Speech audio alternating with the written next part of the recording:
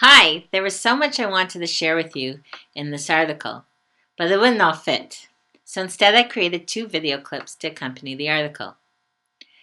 In the first clip, which is this one, I share with you some design decisions of the task. In the next clip, I share some of the mathematical ideas that this task can be a springboard for. I used an activity from Stats Modeling the World, but I had to refine the task to meet mine and my students' needs. This is what I did. I did a design research method with this task. I tried it out a number of times with many different classes and ages. Each time I changed, fixed, and tested elements until I got a task that led to an experience of wonder in my students. Okay, first off, the cards. 5 players seemed to be key to the task. I tried out 6 players a few times. The problem was, first of all, the unwieldy number of cards on the students' desks.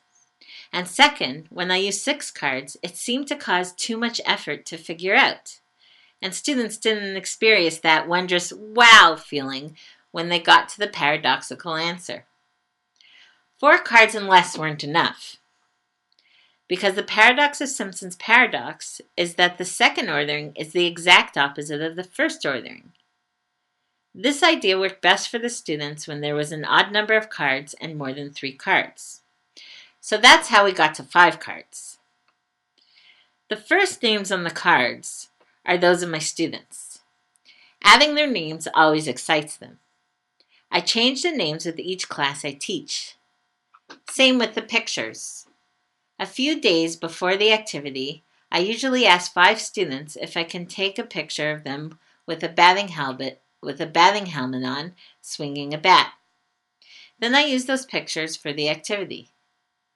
The pictures on the cards I have shared with you came from a website called Unsplash. I didn't have permission to use my students' pictures. On Unsplash, people have graciously shared free and copyright-free pictures on the website. Here's the URL in case you want to check it out. Just some logistics of the cards. I cut out each one and glue it onto a cue card. It makes it very sturdy through multiple handlings.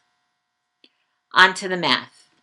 This part took me a very, very, very long time. I had to have averages for left-handed pitchers and right-handed pitchers that would be the exact opposite order when aggregated or brought all together. When I first tested out the task, I wanted to make the task really rich, or so I thought it would be. I made a lot of discussion around the ordering. Right now, what you see is really neat. The best left-handed pitcher is also the best right-handed pitcher. When I originally made this task, I switched it around. The best left-handed pitcher was not necessarily the best right-handed pitcher, and so on. While this led to really, really nice discussion about averages in the classroom, it did not lead to a sense of wonder at the end of the task, which was really my goal. But if you want to do this on your own, without wonder as an end goal, try out switching the averages around on the cards. It leads to great discussions. This last affordance that I'm going to share with you right now is actually really sneaky. So I asked students to do the calculations. Doing the procedure was an important part of feeling wonder at the end. When doing the calculations, students make mistakes with aggregating the fractions, and I warned them about the misconception, but I didn't tell them why or let them figure it out for themselves. This is because misaggregating data, like the misconception, is the paradox. So, at the end, when students experience wonder, and when they come to realizations around proportional reasoning, we go back and revisit my warning. And we discuss the power of doing and experiencing versus receiving the information that I gave them.